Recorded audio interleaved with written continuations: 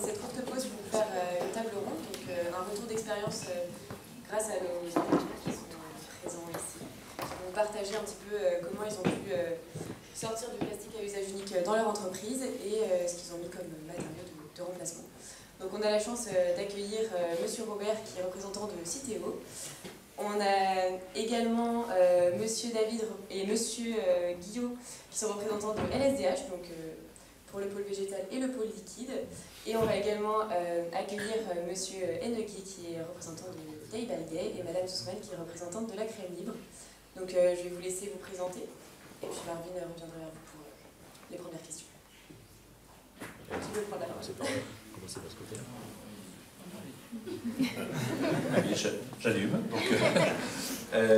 Donc Jean-François Robert, je ne sais pas quelles informations vous souhaitez, mais donc, je m'occupe au sein de Citeo de l'ensemble des programmes de recherche et développement en lien avec l'éco-conception des emballages papier-carton, des emballages en verre, un matériau un petit peu plus petit, les emballages en bois, et puis sur notre autre activité, puisque nous avons 2 agréments d'État, ça a été expliqué tout à l'heure, le fonctionnement d'un éco-organisme et quelles étaient notre mission. On a également un agrément sur la gestion de la responsabilité élargie du producteur sur les papiers graphiques, et donc je m'occupe avec mon équipe également des enjeux d'éco-conception des papiers à usage graphique. Voilà, et donc notre équipe mène des programmes de recherche et développement pour le compte de nos clients, qui sont les entreprises metteurs en marché de ces différents produits emballés ou de papier à usage graphique, pour faire émerger des nouvelles solutions, des solutions plus circulaires, moins impactantes sur l'environnement et plus facilement recyclables. Et puis arrive une nouvelle dimension également, qui est l'enjeu de l'éco-conception des emballages réemployables. On va, je pense, beaucoup parler de vente en vrac et de vente en produits et en emballages réemployables. Sachez que même les emballages réemployables, à un moment donné, deviennent des déchets, et donc il faut pouvoir anticiper leur gestion de fin de vie et gérer leur recyclabilité.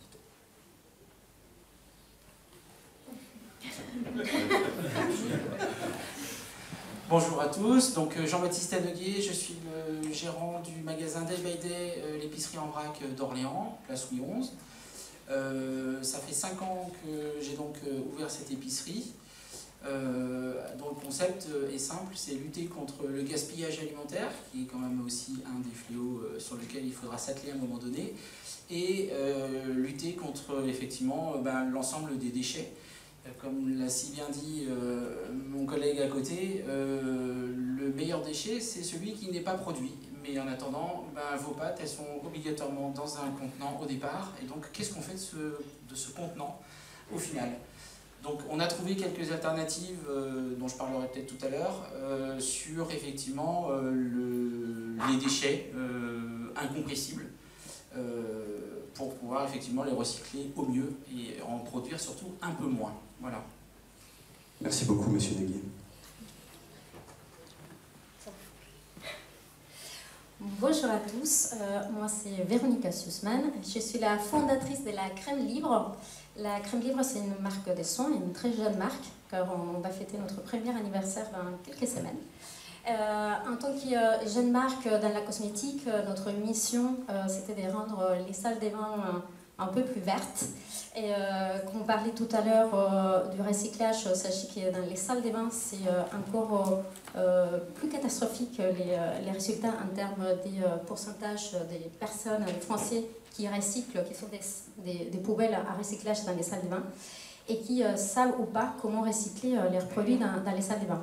C'est pour ça la mission qu'on s'est donnée, c'était pas d'aboutir à la solution finale, parce qu'on considère qu'on doit tous accompagner ces changements. C'est pour ça qu'on se considère une marque de transition écologique, et c'est pour ça qu'on propose des soins à rechercher, des soins qui sont dans des éco-recharges qu'on va venir, je vous montrerai tout à l'heure, dans des très jolis pots, parce qu'on s'est dit que si on transforme les packaging dans un objet de décoration, comme ça on ne va pas avoir envie de les jeter.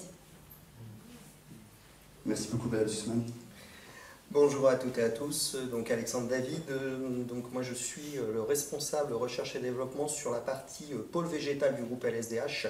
Alors Fabien parlera globalement du groupe LSDH, un Life Design Hotel que je pense beaucoup d'entre vous doivent connaître. Et globalement, donc moi je suis à la tête d'une R&D à la fois qui va jouer sur le développement produit, packaging et aussi un petit peu de process. Et je vais vous parler aujourd'hui d'une petite révolution sur l'univers de la salade en sachet, c'est-à-dire du passage d'un sachet de plastique depuis de nombreuses années à un sachet en papier. Et pourquoi, et je vous expliquerai pourquoi on a pris ce choix-là, aussi avec le fait de passer d'un sachet avec une certaine transparence à un sachet qui est complètement opaque. Et tous les enjeux qui peuvent se poser demain sur ces typologies d'emballage et de produits. Merci beaucoup, monsieur David, pour ces explications. Alors, je m'en passe à monsieur Guyot. Bonjour à tous, donc Fabien Guyot, je dirige l'activité emballage au groupe LSDH. Donc LSDH est une entreprise qui fabrique et qui conditionne du lait, du jus de fruits, du thé, beaucoup de liquide et également du végétal depuis 2012. Donc c'est une société familiale française, indépendante, créée en 1909 et avec la troisième génération des Vasnex à leur tête depuis 1947. Donc Emmanuel Vasnex, qui est aujourd'hui à la tête de l'entreprise, c'est une entreprise marquée par des valeurs assez fortes, notamment en termes d'engagement social, avec 8 usines et bientôt 9, à peu près 2000 personnes en France, 900 millions d'euros de chiffre d'affaires, je crois, à peu près. Et donc très engagé sur l'environnement pour des raisons qu'on va développer un peu tout à l'heure. Et quant à moi, je vais vous présenter l'innovation de la bouteille de lait opaque en 100% cyclé. Merci beaucoup. Afin de couvrir l'expérience de chacun de vous, on aimerait vraiment diriger nos questions sur 4 thèmes principaux. Donc, le premier, ce serait pourquoi cette démarche de réduction du plastique et quelle a été cette stratégie. En deuxième thème, on aimerait bien parler de comment a été entreprise cette démarche de réduction, par qui, quelles ont été les modalités et également les parties prenantes. En troisième thème, ce qu'on aimerait également, c'est avoir les retours consommateurs, quel a été l'impact, quels ont été les retours de ces consommateurs-là. Et en dernier thème, on aimerait bien parler également, évidemment, des limites et des difficultés qui ont pu être rencontrées par chacun de vous dans votre démarche. Je commencerai par une question au niveau du thème « Pourquoi cette démarche-là » et quelle était la stratégie. Donc, qu'est-ce qui vous a incité en fait, à développer au sein de votre entreprise de nouvelles solutions innovantes et quel a été l'élément déclencheur? Est-ce que c'était de la réglementation, une prise de conscience ou autre chose? Je vous laisserai. On commence. On a vu dans la présentation précédente le développement de la loi AGEC, qui est le déploiement sur la France d'une loi européenne plus large qui s'appelle la SUP. Et ça, c'est clairement un élément très déclenchant. Au-delà de tout ce qui peut être lié à l'écologie, qui était très tourné vers l'économie jusqu'à ces dernières années, ça donne quand même une direction très claire sur la suppression du plastique à usage unique. On a eu face à quelque chose d'assez rupturant en début 2021, qui a été développé tout à l'heure, c'était la fin des pailles. Alors ça paraît assez anodin comme ça, mais une paille papier par une paille plastique par une paille papier, ça peut se faire quand elle est droite. On avait sur toutes nos briquettes des pailles flexibles. Et quand on a su qu'on devait remplacer en à peu près un an et demi, des pailles plastiques avec des petits soufflets par des pailles papier, on s'est dit c'est pas possible. Donc on a imaginé mettre des pailles droites, on a imaginé mettre des petits trous à d'autres endroits sur les briques pour pouvoir avoir des pailles plus courtes, puisque l'avantage des soufflets c'est que la paille est plus longue quand elle est dépliée. Et puis finalement on a réussi, et ça c'était un gros challenge. Alors pour tout dire, on a quand même réussi au départ avec des pailles qui venaient de Chine ou d'Indonésie, parfois avec du papier qui venait de France, donc des aberrations complètes au niveau écologique. Et finalement on a trouvé on a réussi à développer avec nos partenaires qui faisaient déjà des pailles plastiques en France, dans la région centre, des pailles papier, je dirais, ouais, des pailles papier avec des soufflets. Donc ça veut dire quoi? Ça veut dire que les lois dans ces cadres-là sont quand même des moteurs d'innovation très très forts, quand elles sont quand même un peu raisonnables. Et donc là on avait eu un allongement de délai de mise en place parce que sinon on n'y arriverait pas. Par contre, ça a été au niveau des entreprises fournisseurs un risque majeur puisque les usines ont failli fermer. Donc ça veut dire quoi? Ça veut dire qu'il faut mettre vraiment beaucoup d'énergie sur l'innovation, aller chercher où on peut trouver des solutions techniques. Et donc pour éviter d'avoir ce même problème sur un autre domaine qui était l'interdiction pure et simple des bouteilles de lait en PET opaque. On a dû également trouver des solutions collectivement au sein d'un consortium dirigé par Citeo, donc avec Vincent Collard, qui est un de vos collègues. Mais c'est clairement l'initiative de l'innovation sur l'emballage aujourd'hui, c'est très mené par l'AGEC. Oui, donc pour compléter un petit peu les propos de Fabien, et ça c'est vraiment j'allais dire un leitmotiv dans l'entreprise, c'est comment faire du développement de l'emballage un véritable levier de croissance. Et ça, c'est vraiment important. Et c'est à travers ces éléments-là tout au long des années que l'on a développé différentes solutions et différentes innovations. Déjà, alors nous dans nos usines, on utilise beaucoup de plastique. Mais déjà, c'est du plastique qui est essentiellement en monomatériaux, sur lequel on utilise peu de poids de plastique. Toujours avec l'objectif, très clairement, c'est quand on utilise un seul matériau sur du plastique, il est beaucoup plus facile de le recycler. Et donc ça, c'est vraiment toujours important de l'avoir bien en tête. C'est-à-dire qu'à un moment, quand on va lancer un produit, il faut avoir la visibilité de toute la CV complète de ce produit-là. C'est-à-dire, on lance un produit, qu'est-ce qui va devenir en finalité? Est-ce qu'il peut être recyclé? Donc à l'heure actuelle, en fait, effectivement, donc la loi nous a aidé aussi à faire évoluer, j'allais dire, nos emballages et notamment notre sachet de salade. Donc la loi AGEC nous a, j'allais dire, incité à essayer de faire émerger de nouvelles solutions, de nouveaux matériaux. Et ce qu'on s'est dit, la première chose, c'est ok, notre sachet de plastique, c'est un monomatériau, mais pour l'instant en soi, il est recyclable et pas recyclé, c'est de la sémantique, hein, mais c'est important. Donc, essayons de trouver un matériau qui soit recyclable et recyclé. Et qu'est-ce qu'il est à l'heure actuelle? Et qu'est-ce qui fonctionne bien en France? C'est le papier. Donc à partir de là, on a posé ce premier débat-là. Est-ce qu'on est capable de mettre un produit vivant, puisque la salade c'est un produit vivant, dans du papier? Et donc voilà, derrière, après, ça a développé beaucoup, j'allais dire, d'innovation. On a passé beaucoup de temps sur ce développement-là. Donc en fait, voilà, c'est, entre guillemets, la loi nous a permis de remettre de l'innovation dans nos usines. Simplement, sur ces univers-là, ça faisait 10 ans qu'il n'y avait pas d'innovation sur l'emballage. La loi a provoqué à nouveau de l'innovation sur l'emballage, et ça, c'est important. Et c'est comment vraiment en faire un véritable levier de croissance. Merci beaucoup. Pour ajouter à ce qui vient d'être dit, il y a la réglementation, mais aussi, et surtout aujourd'hui, c'est les attentes du consommateur et les attentes nous aussi en tant que créateurs des marques. C'est ce qui est chouette de l'expérience de l'entrepreneuriat, c'est que finalement on fait quelque chose qui est en face avec nos valeurs.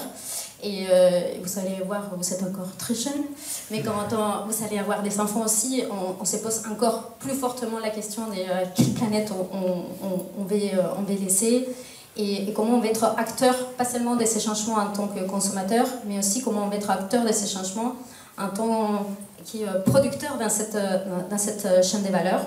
Et plus frappant que ça, je ne faisais pas nécessairement de la cosmétique avant, et quand j'ai commencé à rentrer dans cet univers, j'ai découvert les points aussi économiques du packaging dans un produit fini.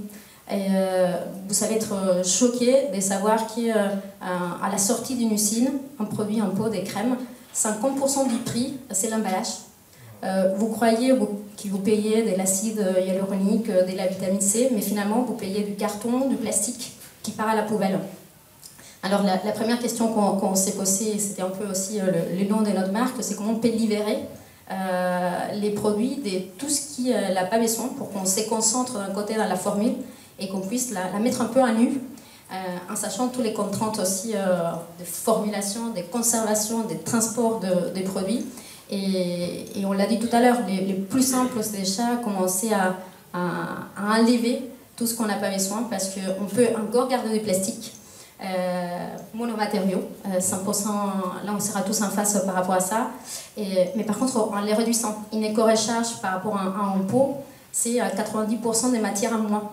Déjà c'est moins dans les coûts, et ça on peut l'investir dans la formule, mais aussi c'est moins qu'on injecte dans toute la chaîne des valeurs derrière. Et c'est assez frappant, je ne sais pas si ça vous parle peut-être plus Sophie. Ça, c'est 50 ml. Si vous voyez dans vos salles de bain, un 50 ml, en général, Vous imaginez que c'est 3 fois cette taille. Mais 50 ml, quand on enlève tout ce qu'il y a autour, c'est ça. Nous, la première fois, je croyais que c'était une monodose. Je croyais que j'allais faire un masque. Et non, c'est 3 mois des crèmes. Merci à vous.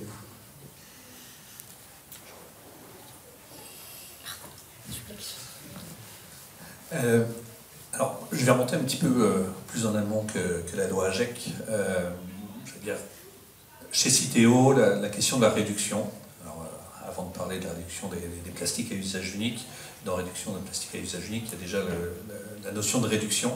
Et cette notion est présente depuis l'origine, en fait, et fait partie des raisons d'être même de l'entreprise Citeo depuis 1992. C'est que dans l'accompagnement et dans le développement de l'économie circulaire des emballages en particulier, eh bien, il faut déjà réduire la quantité d'emballage, réduire le poids des emballages, et voilà, pour être le plus sobre en termes de ressources nécessaires pour accompagner la consommation.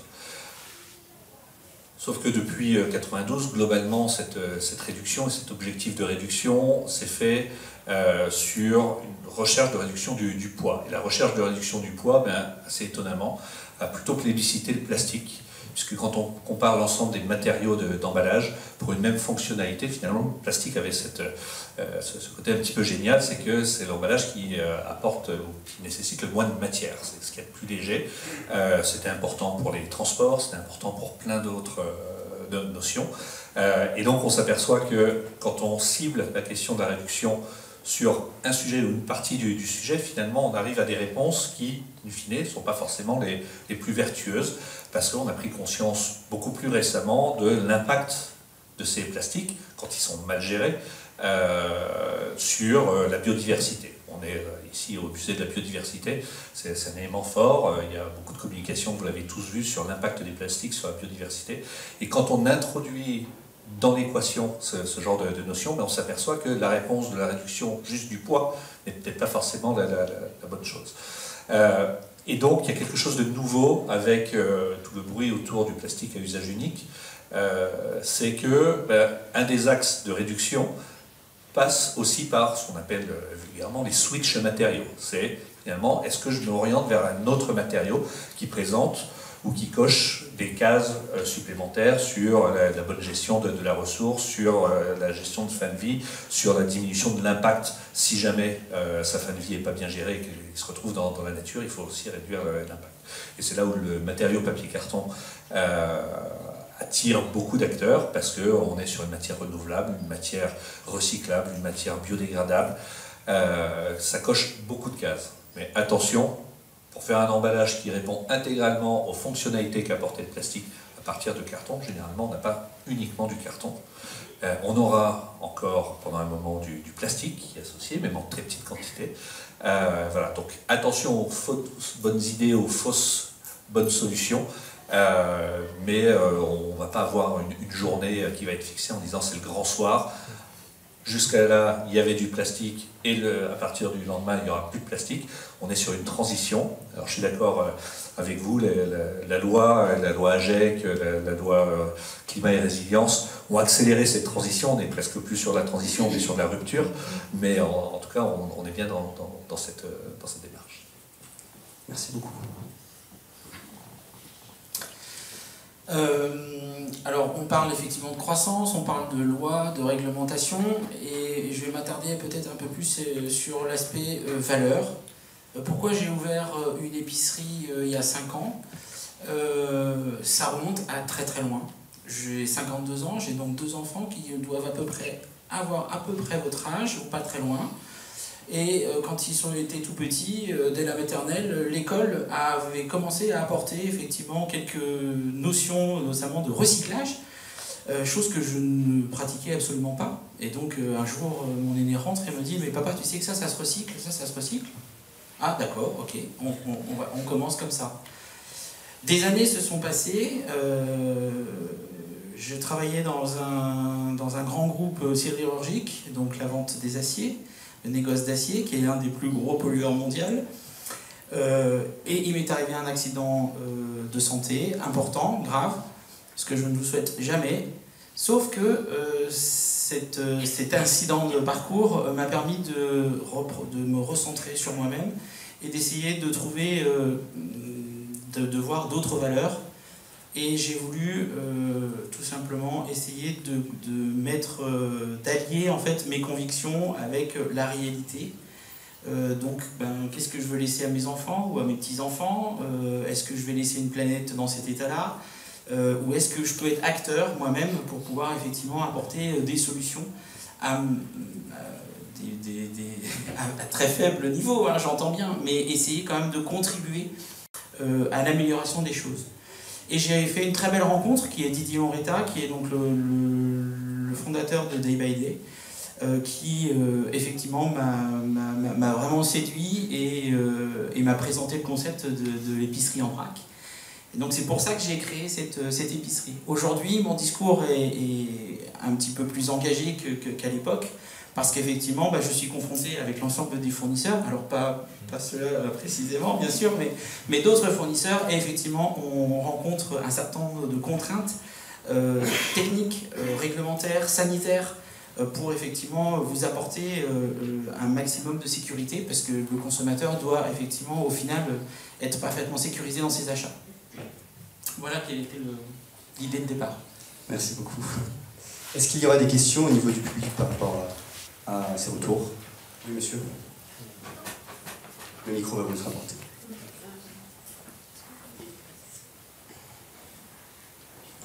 Merci beaucoup pour votre intervention. En fait, moi j'ai une question qui concerne plutôt sur la partie transition du papier. En fait, vous avez fait une transition du plastique vers le papier.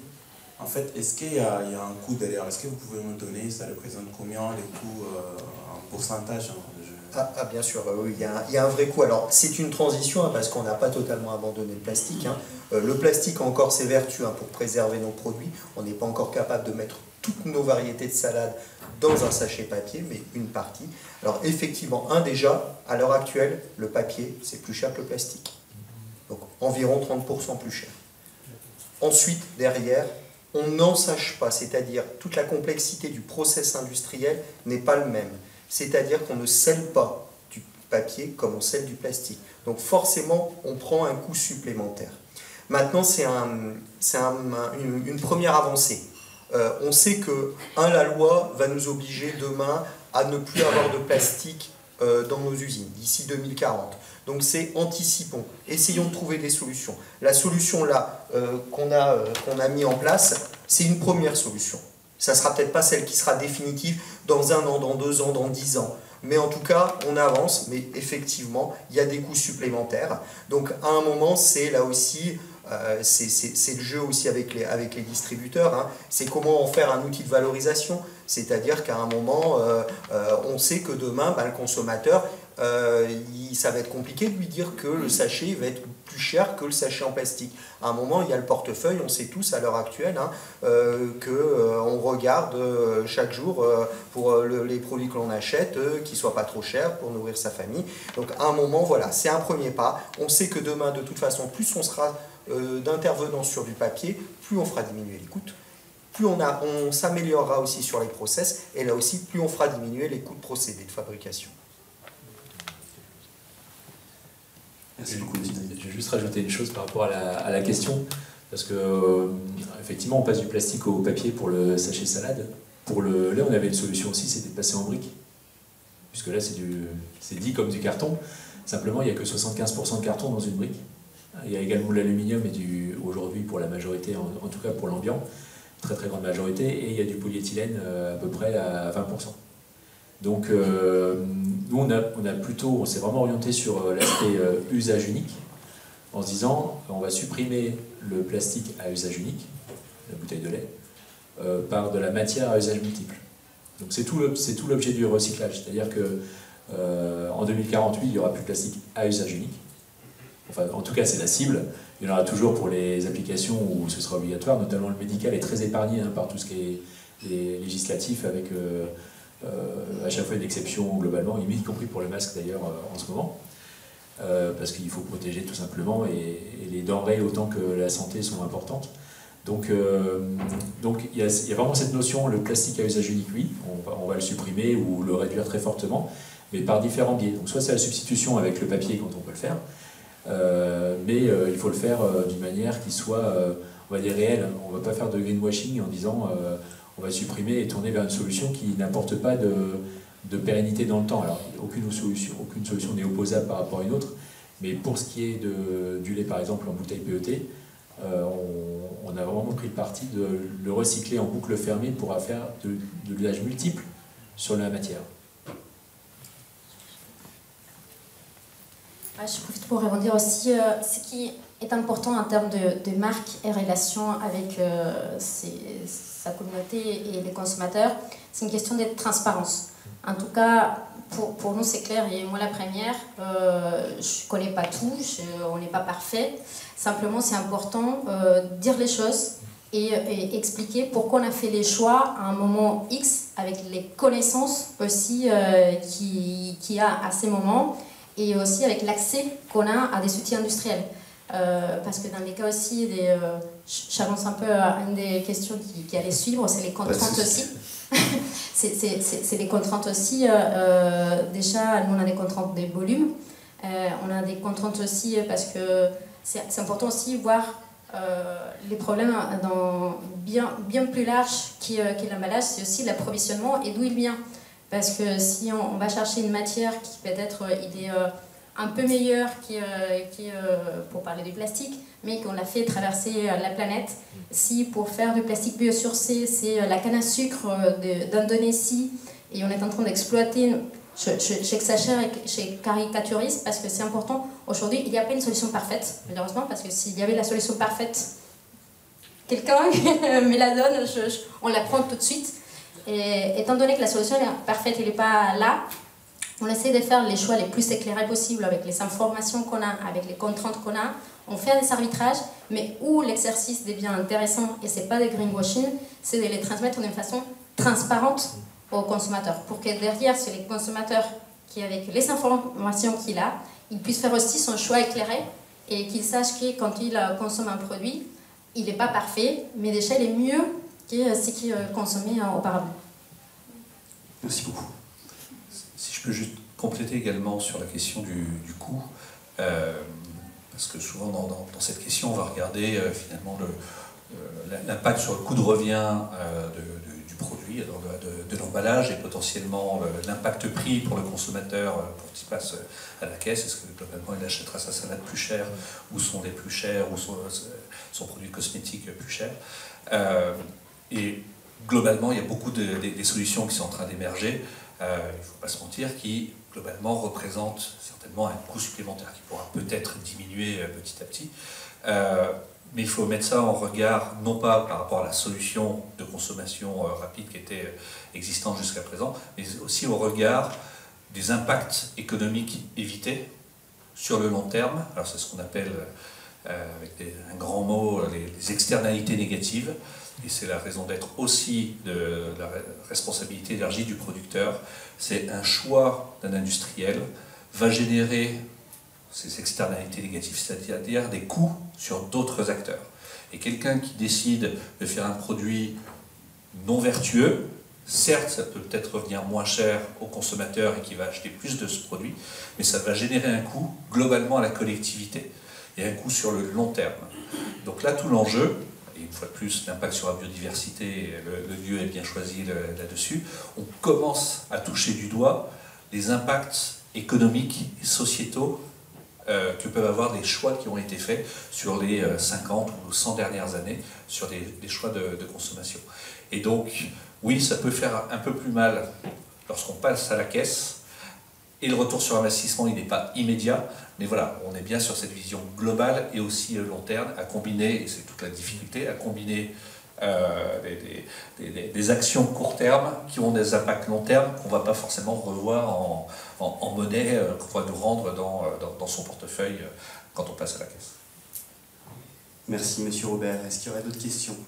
Madame Nicolas.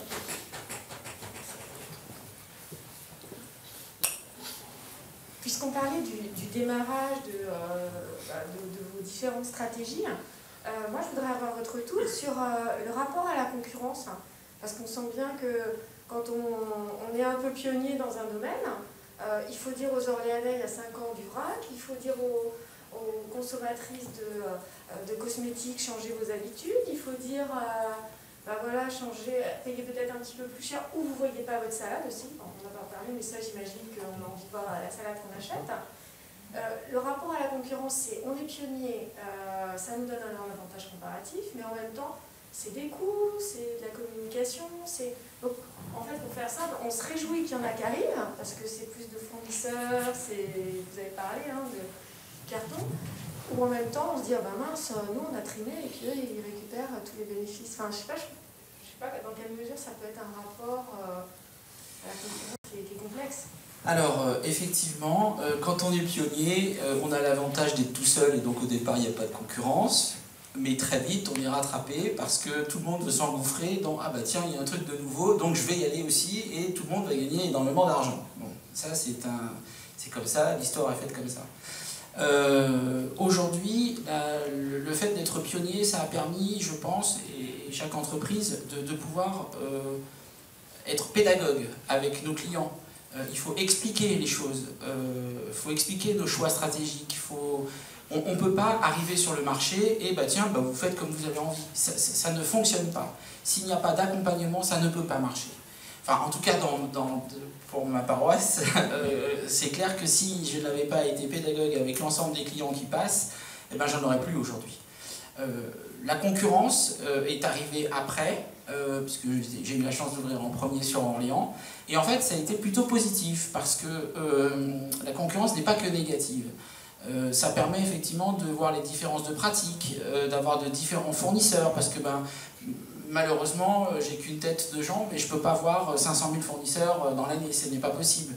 Donc le fait d'avoir d'autres concurrents, ça permet effectivement de dire « Ah ben tiens, il y a encore plus local, je peux peut-être aller voir un fournisseur local, etc. qui a trouvé une autre solution. » De voir aussi des mauvaises pratiques, clairement. Donc la concurrence vraiment est plutôt quelque chose qui nous pousse vers l'excellence plutôt que l'inverse, et il ne faut jamais la voir d'un mauvais œil. Il faut vraiment l'utiliser plutôt de s'en extraire, quoi, clairement. Il ne faut pas avoir les yeux fermés en disant non, mais je ne vois pas ce qui se passe autour de moi. Au contraire, chaque entreprise a des pôles d'innovation qui sont importants, intéressants. Il y a des fois des flops, ça arrive. Et puis il y a des fois des très belles réussites. Juste pour ajouter, parce que c'est vraiment assez flagrant sur notre univers, sur la salade en sachet, Crudette, c'est le 3e acteur du marché. Le premier, simplement pour le situer, c'est Fleurette, le 2e, c'est Bonduelle. On tâtonne, on va dire, entre Bonduelle et Crudette.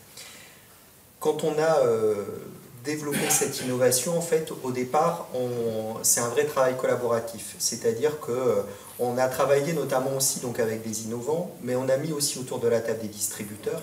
Et très rapidement, on a dit il faut qu'il y ait notre concurrent numéro 1 avec nous autour de la table. Parce que plus on est autour de la table, et plus on sera fort, et plus on donnera de la légitimité à ce que l'on a mis en place. Donc oui, autour de la table, il y avait eu un moment Fleurette. Alors on a été les premiers à le sortir. Maintenant, si vous allez regarder dans les linéaires, Fleurette a déjà mis aussi des choses en place. Donc ça veut dire que on a gagné une partie, j'allais dire de l'enjeu, c'est-à-dire qu'il y a de plus en plus de papier sur cet univers-là. On a fait une transition, on est passé du plastique à autre chose. Donc, je disais, c'est peut-être pas ça la solution définitive, mais en tout cas, c'est une première solution. Donc, la concurrence, elle est importante, elle est saine, et nous, on la voit vraiment comme, j'allais dire, quelque chose qui nous motive et qui nous permet vraiment d'avancer beaucoup plus rapidement. Oui, mais alors, pour le sujet de la bouteille de lait, donc, à la limite, la concurrence, ça nous a aidé au départ. Parce que on a été confronté, en fait, la bouteille de lait en PET, elle a été lancée en 2008. Avant, c'était en PEHD, avec le plastique d'aluminium. Ah, j'ai craché. Et donc, ça a été une innovation qui avait été remarquée par un Oscar, etc. Tout allait bien. Sauf qu'on nous a prédit qu'avec l'opacifiant qu'on mettait à l'intérieur, on déséquilibrait la filière de recyclage du PET opaque de l'époque, qui était les fibres textiles. mais avec un effet d'échelle. C'est-à-dire que plus on en mettait sur le marché, plus ça pouvait déséquilibrer. Et c'est ce qui est arrivé en 2016, à peu près. Donc en 2016, il y a eu tout un buzz ou tout un sujet sur le fait que les bouteilles en PET n'étaient pas recyclables ou perturbaient leur cyclage. Donc on a même été à la limite d'être interdit sur le marché. Et donc en 2017, il y a eu le lancement avec Citeo d'un appel à projet pour résoudre le problème et trouver des solutions, en baissant le taux d'opacifiant, en allant même jusqu'à l'éliminer complètement, ou en favorisant la filière de recyclage. Et ça, on a pu le faire avec un consortium avec entre les deux metteurs sur le marché de l'époque, qui étaient donc LSDH pour toutes les MDD et nominativement Carrefour, qui s'est mis avec nous, et Intermarché avec son usine de lait en Bretagne qui s'appelle Laiterie de Saint-Père. On s'est mis aussi avec deux fournisseurs de préformes qui étaient concurrents entre eux, LGT et PDG, et avec un recycleur, Paprec. Donc on s'est vraiment mis en consortium dans la concurrence de l'époque pour réussir en 3 ans à développer cette bouteille. Et aujourd'hui, en fait, une fois qu'elle a été mise sur le marché, notre objectif principal, c'est de développer la filière de recyclage. Pour développer la filière de recyclage, il nous faut un gisement. Ce gisement, il va arriver uniquement si les volumes augmentent.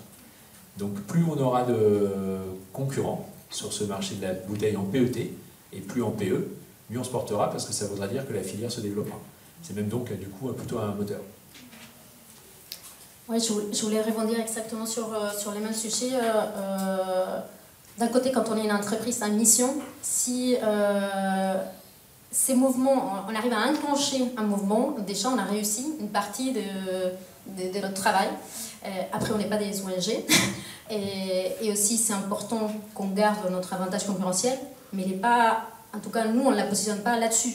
Quand on veut réduire et éliminer à terme les plastiques usage unique, tant mieux si on est plusieurs, parce qu'à plusieurs, on va réussir mieux que tout seul. Je ne crois pas qu'on positionne là-dessus l'avantage concurrentiel de la marque et de la société. Et au contraire, ça permet de faire avancer et ça montre aussi qu'il y a un appétit, qu'on a bien répondu à une attente et qu'on peut accompagner ces changements. Merci. Et pour finir, le tour des fauteuils sur cette question de la concurrence, je rebouclerai sur la notion qui a été pas mal évoquée en début de table ronde sur la relation à la loi, ou en tout cas les textes de loi.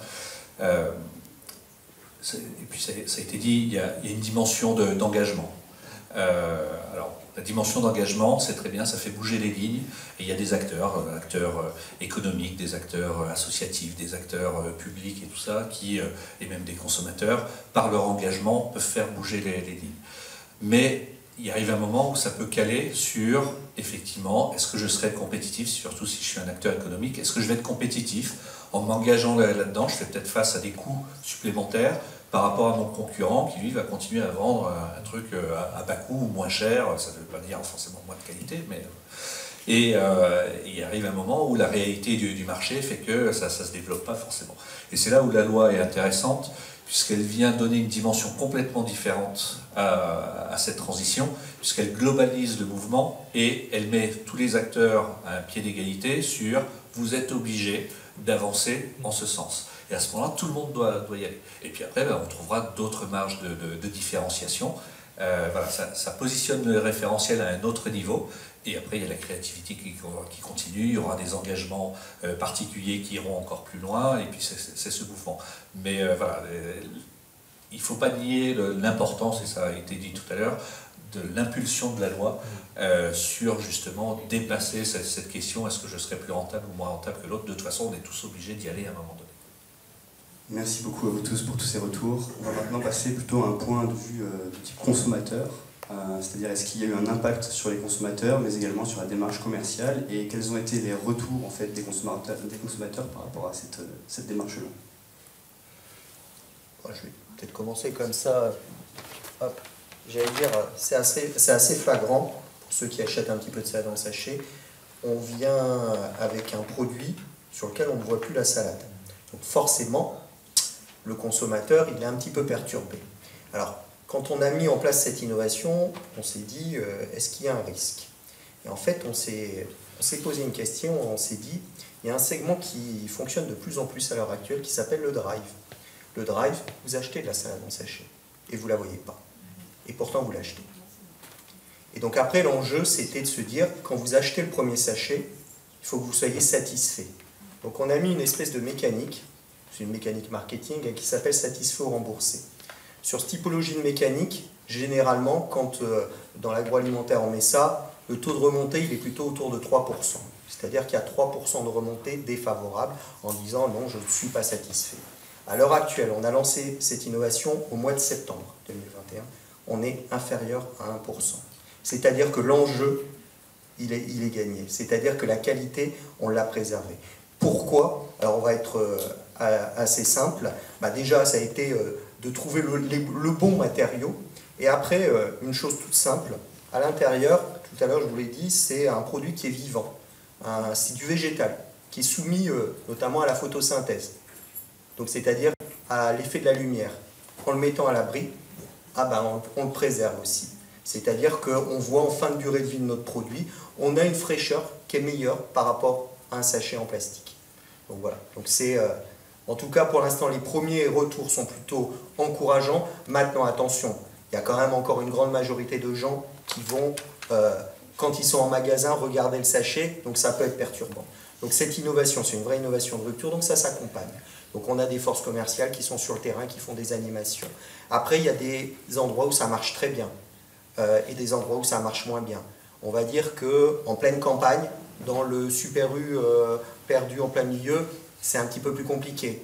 Le Carrefour Paris-Auteuil, ça marche très bien. Voilà. Mais maintenant, à partir du moment où on communique, à partir du moment où on explique pourquoi on a mis en place cette innovation-là, les gens nous écoutent et on s'est aperçu aussi, parce que je pense que là, j'allais dire, on a une assemblée qui est très jeune, vous n'êtes pas forcément des grands consommateurs de salade en sachet, mais on s'aperçoit qu'avec ce nouveau packaging, en fait, on vient conquérir des consommateurs qui jusqu'ici n'achetaient pas de la salade en sachet parce que trop de plastique, parce que ce n'est pas du tout mon mode de consommation. Donc on voit quand même qu'en tout cas, il y a un vrai intérêt du conso et des nouvelles générations sur faire attention, ok, j'achète un produit, mais qu'est-ce qui va devenir en finalité mon produit? Mon emballage, est-ce qu'il pourra être recyclé? Et donc c'est vous demain qui arriverez, j'allais dire, à valider aussi les options que nous, on aura prises. Oui, pour ajouter à ça, ce qui est très important en tant que aussi jeune marque et cette nouvelle génération des marques, on est des marques très communautaires. On construit et on co-construit notre projet avec notre communauté, des bêta-testeurs. Et c'est clair que quand on veut changer un peu les règles du marché, on peut avoir des couacs. Et nous, ça nous est arrivé à plusieurs reprises, des clients qui achetaient notre pot et ils nous ont appelés au service client pour dire que les pots étaient vides. Et oui, c'est normal parce que c'est un mix and match. On choisit son éco-recharge, son pot pour l'associer à sa salle de bain et on crée notre produit. Et là, on s'est dit, là on a... Mais toujours, on s'envoie la balle parce qu'on a dit, là, on a raté quelque chose parce que c'est pas possible que les clients, ils sont pas compris les concepts. Et c'est ça les prix à payer. Quand on veut changer un peu les règles du jeu, on doit faire beaucoup de tests en l'air. Là, c'est vraiment... on est à la V2 de nos fiches produits sur les sites internet parce qu'on a vu que les clients ils n'avaient pas compris comment créer le pack. Sur l'offre retail aussi, on a fait des coffrets où il y a les deux produits ensemble parce qu'on a vu aussi qu'ils avaient du mal à... Finalement, on les avait donné tellement de choix qu'ils s'étaient perdus dans ces choix-là parce qu'on ne lui avait jamais posé la question de choisir son emballage. Et c'était si simple que ça et on s'est rendu compte que c'était une question que personne ne s'était posée avant. Et qu'il y a un emballage vide, bon, maintenant on les voit beaucoup plus grâce au vrac dans l'alimentaire, mais personne ne s'est posé, imaginait pas de payer, ça c'était un autre frein au démarrage, mais il faut que je paye pour un emballage, c'est du pack, mais bon, indirectement avant, on les payait, mais on ne s'est rendu pas compte qu'on était en train de payer l'emballage. Bon, c'est ça qui aussi est intéressant d'enclencher ce changement et être très réactif parce que on a revu notre com 10 fois, mais c'est ça qui rend l'aventure plus belle. Merci beaucoup, Madame. Alors, nous, on n'a pas vraiment de consommateurs, puisqu'on ne produit pas de produits, on ne vend pas de produits. Par contre, quelques retours d'expérience sur des projets de recherche et développement qui ont abouti sur des mises en marché, enfin des solutions industrialisables.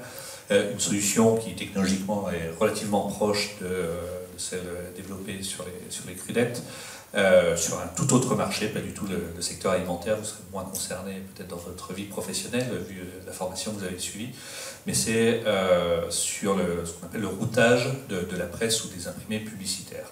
Vous avez peut-être des abonnements de magazines, de journaux que vous recevez chez vous, et quand vous êtes abonné, vous le receviez généralement sous film plastique.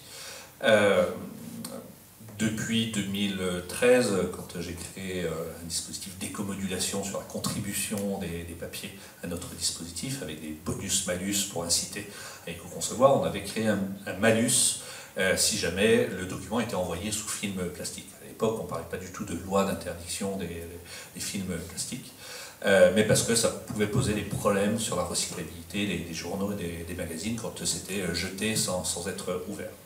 Et donc en 2017, on a décidé de s'attaquer à ce sujet et de développer, on s'est dit, il faut apporter la fonction qui est nécessaire pour le routage, c'est-à-dire un emballant qui permet d'avoir plusieurs éléments à l'intérieur qu'on peut adresser et qui va être envoyé, qui va passer par les machines de la poste, arriver manipulé par le facteur, mis dans votre boîte aux lettres et ainsi de suite. Et donc on s'était fixé un cahier des charges assez simple, mais challengeant, qui était on veut une solution transparente, comme le film plastique, en papier pour que ce soit recyclable avec le document, si jamais c'est jeté encore emballé, qui soit biodégradable ou en tout cas compostable, home compost, puisque c'était une exigence de la loi de transition énergétique donc de 2015, et qui soit compatible avec les lignes de routage de presse qui utilisaient jusqu'à présent du plastique, et notamment sur la question, ça a été évoqué tout à l'heure, la scellabilité.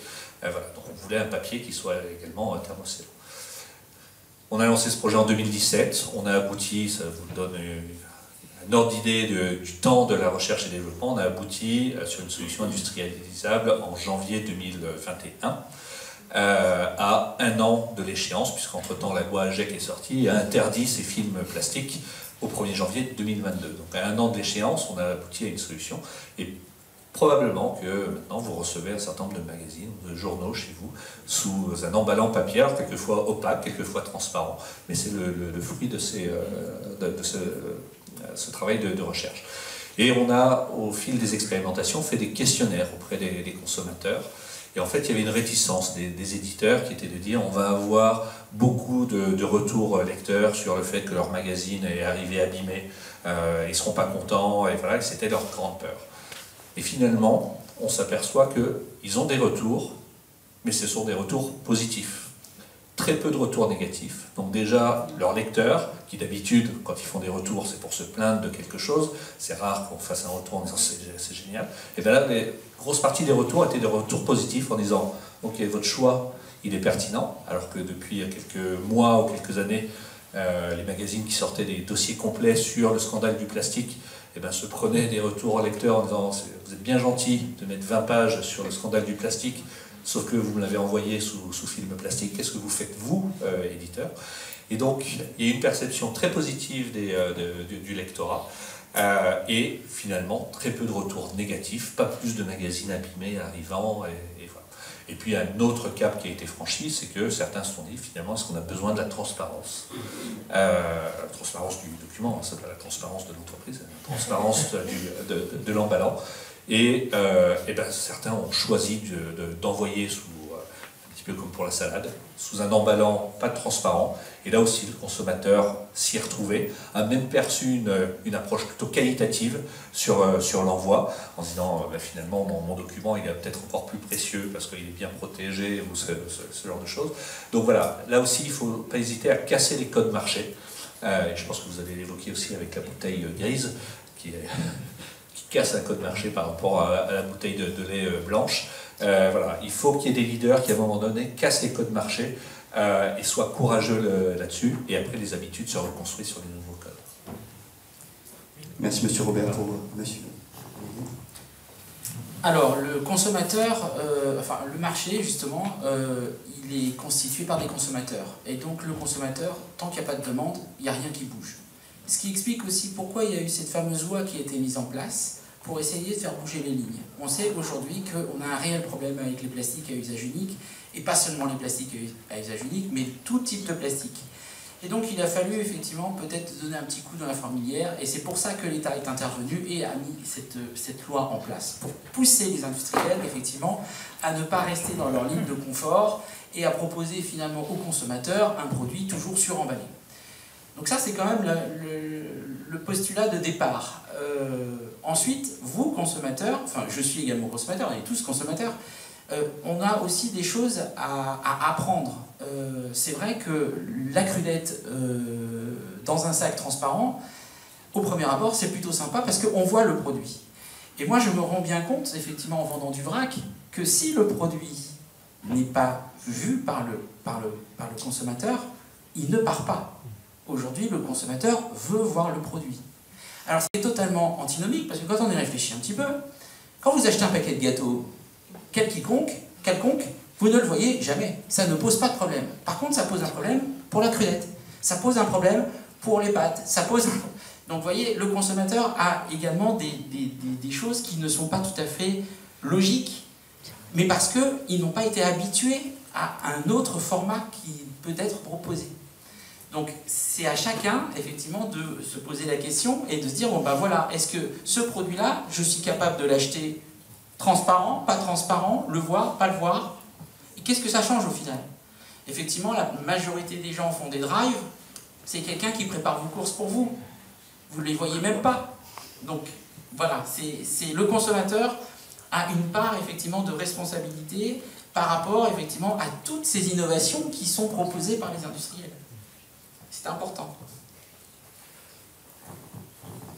Peut-être juste en lien avec le vrac, on a l'impression que quand on parle de l'achat en vrac, c'est une révolution absolue, et voilà.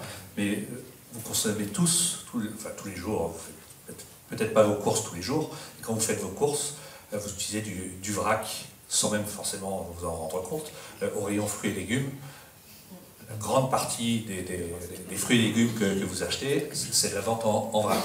Alors après, il y a effectivement des solutions emballées, il y a des solutions préparées. Dans les solutions préparées, il y a besoin effectivement d'emballage. Mais voilà, c'est pas parce qu'à un moment donné, on met en avant un concept que c'est quelque chose qui est nouveau. Vous êtes déjà confronté, sans trop vous poser de questions, à la vente en vrac, à l'achat en vrac. C'est effectivement, pour d'autres produits, c'est plus disruptif. C'est là où les habitudes. Mais voilà, c'est pas quelque chose auquel que vous allez découvrir voilà, un nouveau monde. C'est un monde dans lequel vous êtes déjà. Merci beaucoup. Et donc pour terminer sur ce sujet-là, là vous avez la bouteille de lait en PET recyclé, donc elle est grise. Elle est grise parce que à l'intérieur de la bouteille de lait blanche, vous avez une couche de noir pour garantir la barrière lumière. Sinon, on devrait avoir un taux de pacifiant beaucoup plus élevé. Et en fait, pour 100% quasiment des consommateurs, la bouteille de lait, elle est blanche, c'est tout point. Or, dans la très très grande majorité des bouteilles, il y a effectivement une couche de noir à l'intérieur, que ce soit en PE ou que ce soit en PET. Quand on a fait la bouteille en PET recyclé, on a fait deux variantes. Il y a une variante à 50% et une variante à 100%. Alors, je n'ai pas amené la variante à 50%, mais le taux de recyclage fait que, évidemment, comme vous comprenez, donc comme il y a du noir et du blanc, ben, quand on mélange tout, ça devient gris. Quand elle est à 50%, c'est moins le cas. Et donc, c'est un gris vraiment très très pâle. Du coup, on ne le voit quasiment pas. Quand on a lancé avec Carrefour la bouteille de lait, il y a eu une gamme à 50% avec, sur les standards bio. Et là, on n'a vu aucune différence de vente. Une gamme existante, on est simplement passé d'une bouteille 100% vierge à 50% cyclée, avec un message de ce style-là. Donc, c'est pas un bandeau très élevé, hein. Enfin, on voit juste en bas, pour ceux qui sont au premier rang, 100% cyclé et recyclable. Avec le 50%, c'est écrit la même chose avec 50%, donc c'est un tout petit bandeau en bas. C'était un peu plus gros sur le film du lot, mais ça se voyait vraiment peu. Avec le 100%, on a fait une erreur, c'est qu'on a lancé le 100% sur une gamme spécifique. Donc on avait du demi-écrémé bio, qui est demeuré dans le rayon, et on a rajouté un bio filière avec un accord tripartite spécial, plus le RPET OPAC 100%. Ce qui fait que ça a rajouté une référence. Et là, le consommateur était perdu. Parce qu'il d'abord, il a dû comprendre que c'était une autre gamme de bio, et en plus, la bouteille était grise. Et là, c'est vrai que, comme il y a eu un petit déficit en plus d'animation autour dans les magasins Carrefour, ça ne s'est pas trop vendu. Pour la petite histoire, en 2020, notre partenaire dont je parlais tout à l'heure, Intermarché, a fait un essai avec à peu près 100 000 bouteilles sur le marché, sur la zone de Rennes et la zone de Paris, avec des bouteilles grises de la même manière, mais vraiment une grosse animation autour pour faire comprendre comment ça fonctionnait, et là ça a très bien marché. Donc c'est vraiment une histoire d'animation et de compréhension et d'éducation du consommateur pour l'expliquer, comme un peu expliqué Alexandre avant, que la bouteille est grise ou le sachet est opaque, mais pour une raison particulière, et là ça passe. Sans accompagnement, ça marche beaucoup moins bien. Encore plus si on complexifie l'offre. Faire un changement d'emballage pur, ça va. Faire un changement de produit seul, ça va. Faire les deux en même temps, c'est plus compliqué.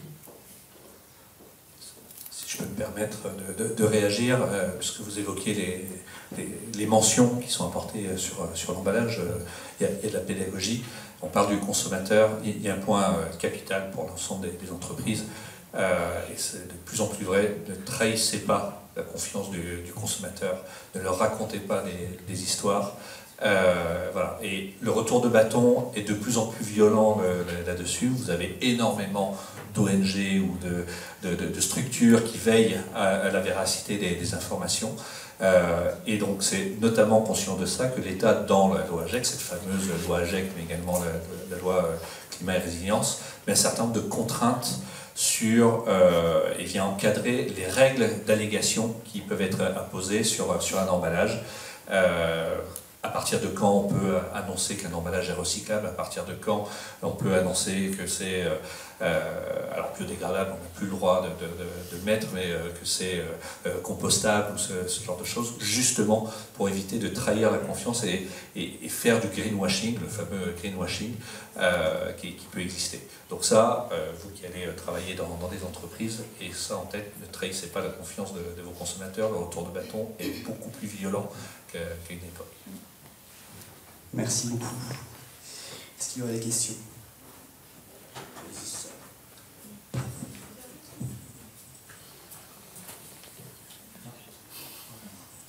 Merci beaucoup pour la présentation. En fait, moi j'ai une question. Tout le monde sait que en fait, c'est le consommateur qui fait le marché, mais face à des informations qui sont sur les produits, des fois recyclés, des fois non recyclables, en fait, le consommateur il est noyé par les informations. Est-ce que vous pensez qu'en fait, des systèmes d'écolabel, par exemple, comme le Nutri-Score, sur les emballages, sur la possibilité de recycler ou pas, ça peut résoudre le problème en fait? Alors, il y a énormément de débats autour, effectivement, des scores sur les emballages. D'ailleurs, on s'aperçoit, et on touche là aussi une des fonctions de l'emballage, qui est de porter de l'information. Donc, ne perdez pas ça de vue également. Les emballages sont de plus en plus chargés avec ces informations, parce que vous avez le Nutri-Score.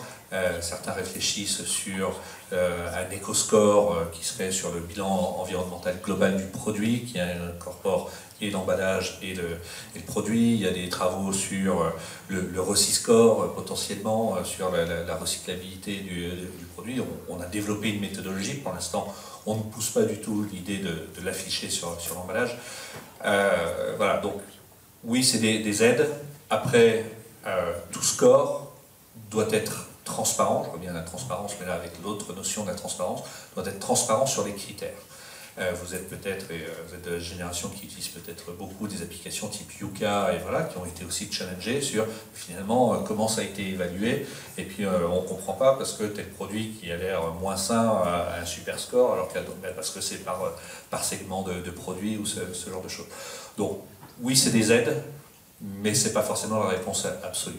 Donc il y a des enjeux d'éducation et des enjeux d'enseignement là-dessus. Citeo a fait des propositions, notamment dans le cadre de la présidentielle. On est pas mal d'entreprises ou d'acteurs à essayer de pousser des idées, et notamment d'intégrer les enjeux environnementaux dans l'ensemble du cursus scolaire et éducatif. De la petite enfance, on avait développé déjà plein de kits pour éduquer les enfants sur le geste de tri, l'importance du recyclage, de consommer moins, ou ce genre de choses. on fait beaucoup de choses pour le consommateur, et entre les deux, c'est un petit peu borne pleine. Et aller parler de ces sujets à un collégien ou un lycéen, et il préfère réfléchir à comment envoyer des messages sur telle ou telle application. Donc il faut l'intégrer, non pas comme une matière à part entière, mais intégrer ces dimensions-là dans l'ensemble des matières qui sont enseignées, y compris à l'université, y compris partout. Et voilà, donc c'est un travail de longue haleine, mais c'est l'éducation, la montée en compétences, développer, comme pour tout, hein, comme pour l'information, l'esprit critique au regard de ça. Puis après, il y a des aides, des scores, mais ça ne répond pas à tout.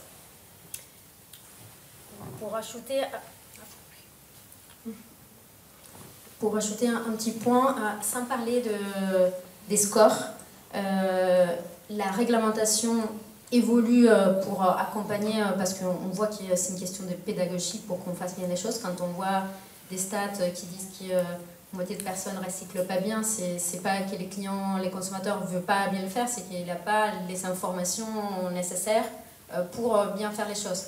Alors là, ça évolue.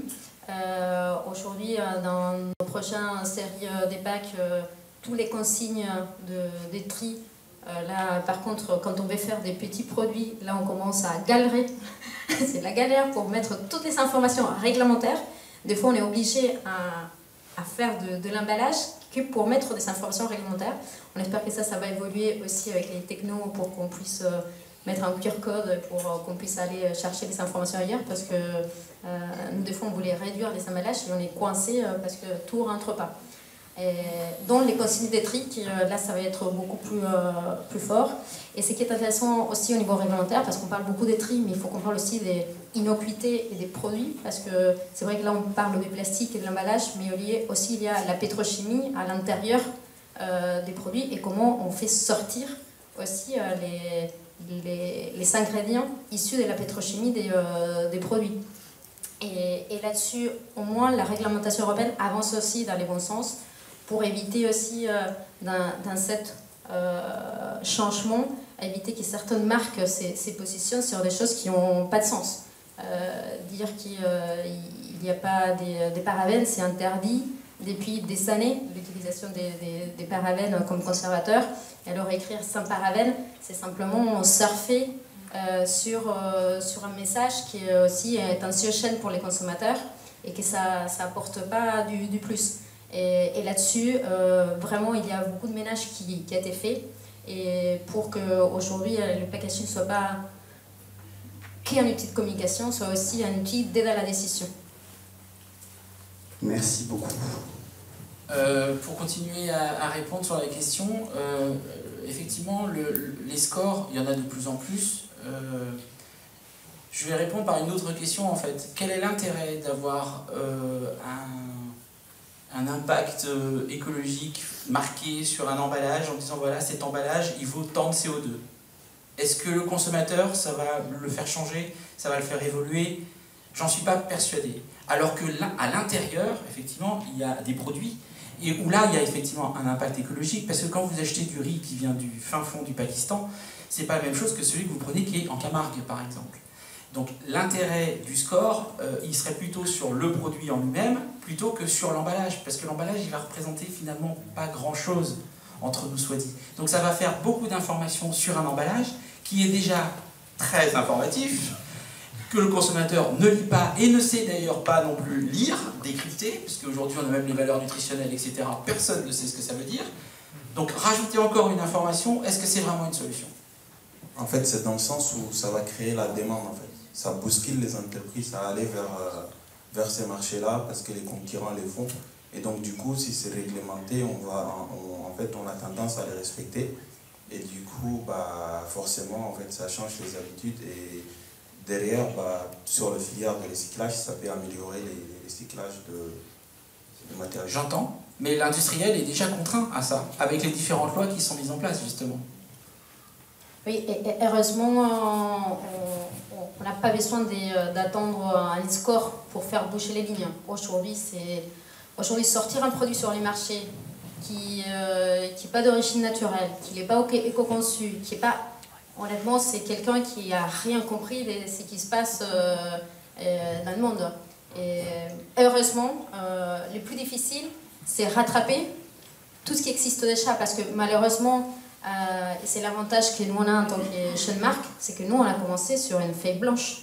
Et aujourd'hui, démarrer sur une feuille blanche, c'est... Bon, je ne veux pas dire que c'est super facile, mais en tout cas, c'est facile de poser des idées parce qu'on n'a pas l'outil industriel à changer, parce qu'on n'a pas 10 000 personnes dans les équipes qu'il faut changer tous les process. C'est ça la complexité, c'est comment l'industrie qui existe aujourd'hui et qui nous a amenés où on l'a fait changer. Et c'est pour ça, c'est notre rôle en tant que jeune marque de venir bousculer. Et grâce à la communauté qui nous aide à changer les choses, à que ces changements arrivent partout, qu'on puisse irriguer ces changements partout. Merci beaucoup, je pense qu'on peut applaudir nos intervenants.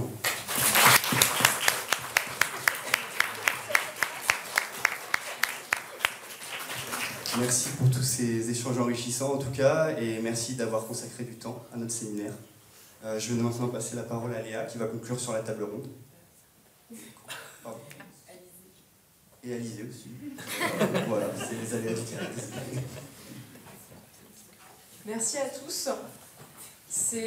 On a eu beaucoup de chance d'avoir autant de personnes pour nous partager leur expérience aujourd'hui, puis surtout des expériences aussi diverses. Ça nous donne vraiment un point de vue incroyable sur le plastique, bien au-delà de ce qu'on pouvait avoir comme point de vue à l'origine en voyant le titre du séminaire.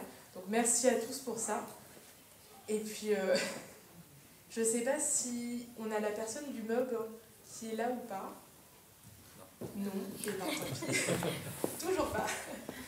On voulait vous remercier, donc on a un petit quelque chose pour vous. On a essayé de faire du plastique, mais on a fait régional. On a plutôt essayé de faire du local pour le coup. Voilà. Merci beaucoup. Donc, par contre, faites attention, les feuilles sont un peu fragiles. Merci beaucoup, on va faire attention à ça. Et puis en conclusion, je l'ai dit tout à l'heure, j'ai remercié l'IAE pour notre formation et il me semble que Eric Alain Zoukoua est là. Donc si on pouvait avoir un petit mot, ça nous ferait extrêmement plaisir.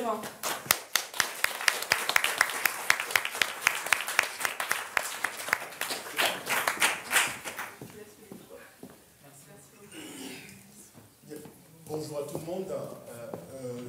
Dans un premier temps, je souhaiterais remercier les étudiants du MESC 2A. C'est enrichissant, c'est plaisant, et puis on sait pourquoi en tant que pédagogue, on se lève le matin et qu'on fait aussi bien de la recherche. Et quand on voit cet échange-là entre professionnels et étudiants, au cœur d'étudiants qui sont formés sur des thématiques de management, moi, en tant que représentant de mes collègues ici, je ne peux être qu'heureux et ému. Donc vraiment, je souhaiterais vous féliciter et vous remercier de cette force, de cette énergie et de cette beauté-là. Parce qu'en fait, on est une école universitaire de management public. Et ça montre la force de l'État. L'État sait faire et l'État fait bien. L'État l'a montré dans la crise, mais l'État le montre à travers votre formation. Je souhaiterais aussi remercier William et Eline pour leur énergie, leur force. Je dirais, ils ont, si vous me permettez, une vraie niaque dans ce qu'ils font. William et Eline marchent réfléchissent alors que dans le monde universitaire, justement, on a tendance à cloisonner. Les étudiants qui vous ont invité ont une double formation. Ils sont à la fois scientifiques et managers. C'est-à-dire, William est en fac des sciences, Eline est à l'IAE, et ils ont réfléchi à proposer une solution qui marche, et voir la qualité des échanges où j'étais en train de compter le nombre de mots et le nombre de concepts que vous brassez, les questions posées par les étudiants, quand vous dites comment la loi vous a amené à évoluer, je dis, ok, nous sommes dans de l'isomorphisme, la loi contraint les acteurs à évoluer, à prendre en compte les préceptes écologiques et à faire ça. Quand vous dites que vous avez travaillé avec vos concurrents, nous sommes en coopétition, Et tous ces éléments-là qu'on retrouve dans nos cours, qu'on diffuse et que vous matérialisez ici avec nos étudiants, je vous adresse également mes sincères remerciements. Je vous remercie. Et pour nous, c'est un bonheur. C'est un bonheur de vous avoir. Vous, professionnels, je regarde sur la marque que je remercie et que je salue avec beaucoup d'affection et d'amitié. Et vraiment remercier chacune et chacun d'entre vous parce que vous montrez à nos étudiants qui sont les acteurs de ce changement-là, que faire un business autrement est possible, que mettre au cœur de son business les préoccupations éthiques, c'est pas un vain mot. On n'a pas besoin d'être dans un parti politique ou d'être à une élection présidentielle. On peut être consommateur, on peut être étudiant, acteur, et vous le montrez. Vos valeurs et vos principes sont ce qui vous conduira à vraiment aider notre société à évoluer positivement. En tant que directeur de notre IAE, je dis notre IAE parce que sans vous, il n'y a pas d'IAE. Sans votre association dynamique aux côtés des lignes, elle m'a montré la façon dont vous avez réfléchi encore pour travailler cette année sur votre suite. Et vraiment, le maître 2A est vraiment débordant d'énergie. Je ne sais pas s'il y a les Master 1 et 2 en même temps ici, ou on n'a que les Master 2. On a donc les Master 2, l'année prochaine, vous avez l'occasion d'inaugurer l'alternance. Et je vais dire à nos partenaires ici que nos étudiants, dès à présent, viendront rechercher des alternances. Vous avez vu la qualité.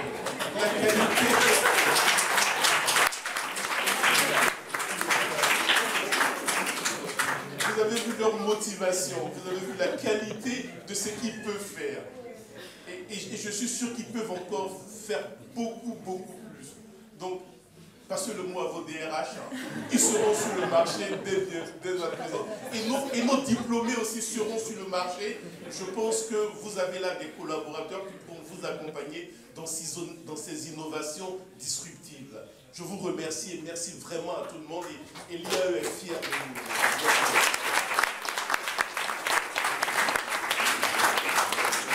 Merci beaucoup. Je me permets juste de reprendre la parole. On va vous accueillir après pour un cocktail et vous aurez l'occasion de regarder aussi les ateliers qu'on a mis en place. Petite précision concernant les ateliers, on a essayé à notre échelle aussi de faire une action éco-responsable et d'essayer de minimiser le plastique et toutes ces choses-là. Donc le but de ces ateliers, c'est évidemment de vous présenter l'histoire du plastique et également tous les substituts qu'on peut trouver à l'heure actuelle. Et il faut savoir que ces ateliers, du coup, on ne voulait pas juste les jeter derrière. On s'est dit que ce n'était pas vraiment dans l'idée de ce qu'on faisait aujourd'hui. Donc ces ateliers vont être donnés à un lycée de la région. On va essayer de faire en sorte qu'ils soient distribués aussi dans tous les lycées de la région pour qu'ils puissent participer à l'éducation de tous les plus jeunes aussi pour véhiculer ce message. Je vous remercie.